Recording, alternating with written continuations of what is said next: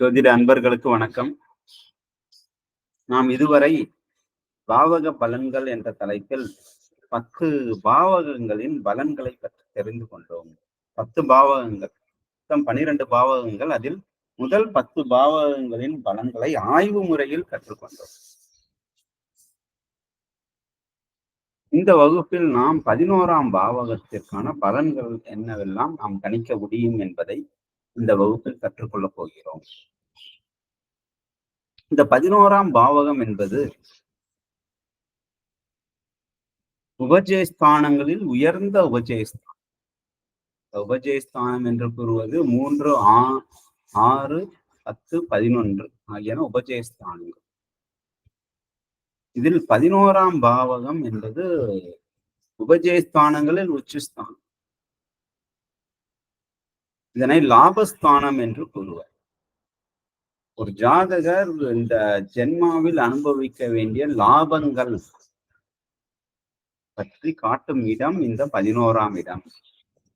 ஒருத்தருக்கு 2ஆம் திருமணம் இருப்பதாக கொண்டால் அந்த இரண்டாம் திருமணத்தினால் ஏற்படும் விளைவுகளை காட்டும் இடம் இந்த 11ஆம் இடம். இந்த 11ஆம் இடத்திற்கான மேன்மை என்னவென்றால், ஜோதிட வாக்கு உண்டு. என்னவென்றால், ஒரு பாவியேனும் 11ல் வை அப்படி என்று கூறுவார். 10க்கும் இதே பொருந்தும். ஒரு பாவியேனும் 10ல் வை, ஒரு பாவியேனும் 11ல் வை. 11ல் எந்த கிரகம் இருக்கிறதோ அந்த கிரகத்தின் அடிப்படையில் அந்த ஜாதகருக்கு லாபங்கள் வந்து சேரும். 10ஆம் இடத்தை எந்த கிரகம் பார்க்கிறதோ அதற்கான பலன்கள் இந்த 11ஆம் இடத்திற்கும் வந்து சேரும். 11ஆம் இடத்தை பார்க்கும் கிரகத்தின் மூலமாகவும் லாபம் வந்து சேரும். இந்த 9, 10, 11 இந்த வீடுகளை அடிப்படையாக கொண்டு லாபங்களை நாம் அறியலாம். அதிலும் குறிப்பாக 9, 11 லாபத்திற்கு முக்கியமான ஸ்தானங்கள். இந்த 11ஆம் இடம் என்பது லாபஸ்தானம். 9ஆம் இடம் என்பது ஜாதகர் கிடைக்க வேண்டிய லாபத்திற்கான லாபஸ்தானம். லாபம் வரணும்னா ஏதோ ஒண்ணு எக்ஸ்ட்ரா இருக்கணும் இல்லையா? அந்த எக்ஸ்ட்ரா 9ஆம் இடம் காட்டும்.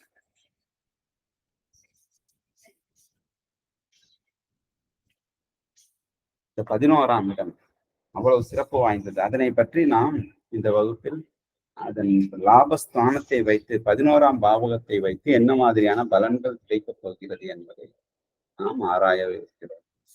ஆராய்ச்சி முறையில் கற்றுக்கொள்ள இருக்கிறோம். இந்த 11ஆம் இடம் என்பது குடும்பத்திற்கான கர்மத்தை எடுத்து கூறும் ஸ்தானம்.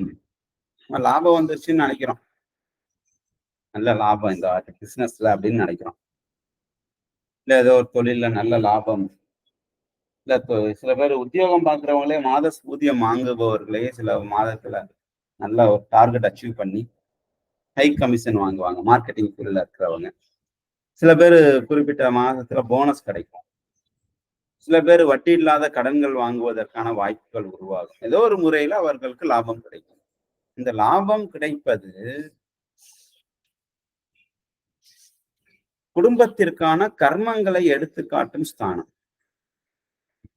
லாபம் அதனாலதான் அநியாய லாபத்தை சம்பாதிக்காதன்னு சொல்றாங்க. அநியாய லாபத்துக்கு சம்பாதிச்சோம்னா அது பாதிக்கப்படுவது குடும்பம். குடும்பத்திற்கான கர்மஸ்தானமே ஜாதகரின் லாபஸ்தானம் குறித்து வைத்துக் கொள்வது.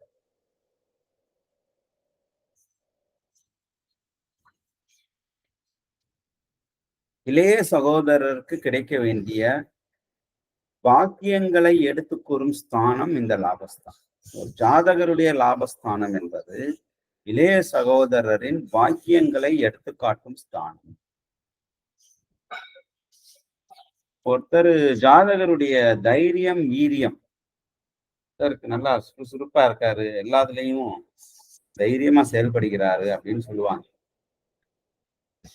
அந்த தைரியமா செயல்படுறதுக்கு ஒரு பாக்கியம் இருக்க வேண்டும் அல்லவா? அந்த பாக்கியத்தை காட்டும் ஸ்தானம் இந்த லாபஸ்தானம், ஜாதகரின் லாபஸ்தானம்.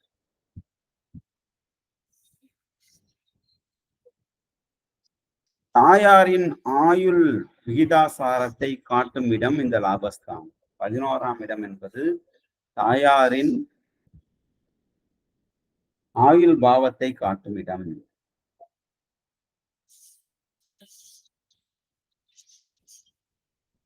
தாயாருக்கு கிடைக்க வேண்டிய அதிர்ஷ்டங்களை காட்டும் இடம். ஒருத்தர் வீடு கட்டுறாரு, அந்த வீடு கட்டினது அதிர்ஷ்டத்தை கொடுக்குமா? சில பேர் வாஸ்து பார்க்கலாம், வாஸ்து முறையில் இந்த வீடு கட்டினது அதிர்ஷ்டத்தை வாரி வழங்குமா?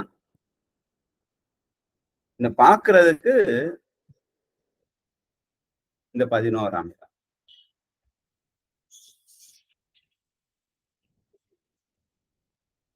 ஒருத்தர் வண்டி வாங்கியிருப்பாரு, கார் வாங்குறாரு, டிராவல்ஸ் நடத்த போறேன், கார் வாங்குறேன், வீட்டுக்கு உபயோகத்துக்கும் யூஸ் பண்ணுவேன், அதை அப்படியே டிராவல்ஸ் ஆகும் நடத்திக்குவேன். இது நன்முறையில்.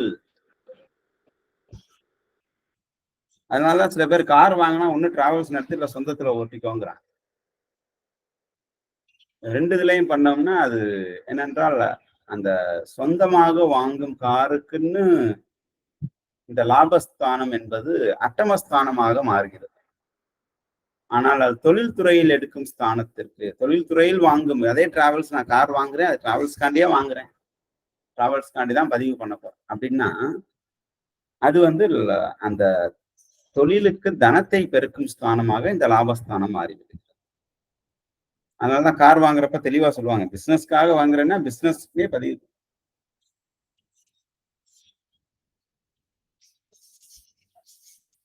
சில பேருக்கு இந்த சொந்தமா கார் வாங்கி அதை பிசினஸ் மூலமா பண்றதுக்கு நல்ல லாபங்கள் வரலாம். அதற்கு இந்த 2ஆம் இடம் பலம் பெற்று இருக்க வேண்டும். வீடு வாங்கி வாடகைக்கு விட்டு ஒத்திக்கு விட்டு வர்ற பணத்தை வச்சு இன்னொரு வீடு வாங்குறது, அதற்கு 2ஆம் இடம் பலம் பெற்றிருக்கிறது. அடுத்து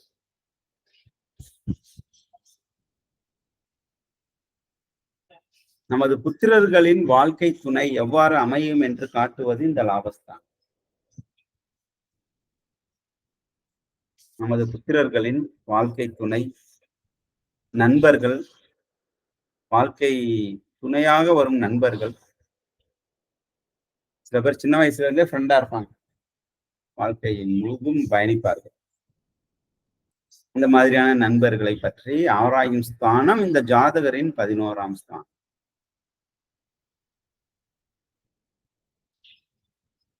இந்த லாபஸ்தானம் என்பது ரோகத்திற்கே ரோகத்தை காட்டும் ஸ்தானம், நோய்க்கே நோய் கொடுக்கும் ஸ்தானம். இந்த லாபஸ்தானம் நன்முறையில் இருந்தால் பென்ஷன் வாங்குவாங்களாம், லாங் லாஸ்டிங் இன்கம் இருக்கும்.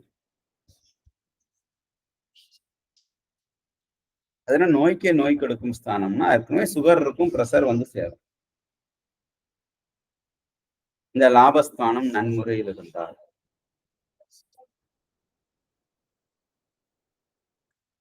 இந்த நோய் உருவாவதற்கான அடிப்படை தன்மை இந்த 11ஆம் இடத்தை காட்டும். 11ஆம் இடம் மூலமாகவும் நாம் அறிந்து கொள்ளலாம்.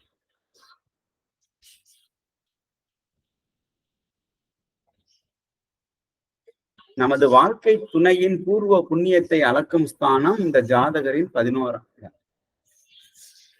நமது ஜாதகத்தின் 11ஆம் இடம் நமது வாழ்க்கை துணைவரின் பூர்வ புண்ணியத்தை கணக்கும் ஸ்தானம்.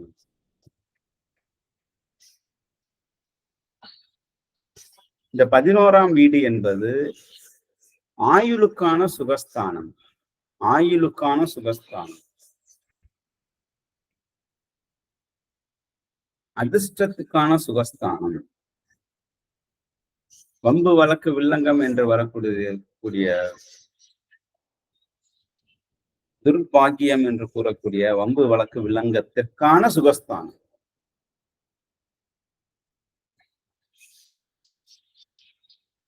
தந்தையாருடன் பிறந்தவர்களை பற்றி காட்டும் இடம் இந்த 11ஆம் வீடு, லாபஸ்தானம்.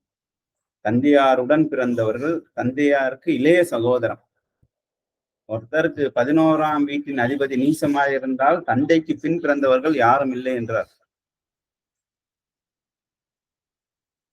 தந்தைக்கு பின் பிறந்தவர்கள் யாரும் இல்லை. அப்பாதான் கடைசி பையன் வீட்டுக்கு அப்படின்ற அர்த்தம். ஏனென்றால் தந்தையாரின் இளைய சகோதரத்தினை காட்டும் இடம் இந்த 11ஆம். தந்தையாரின் தைரியத்தையும் வீரியத்தையும் காட்டும் இடம் இந்த 11ஆம் வீடு.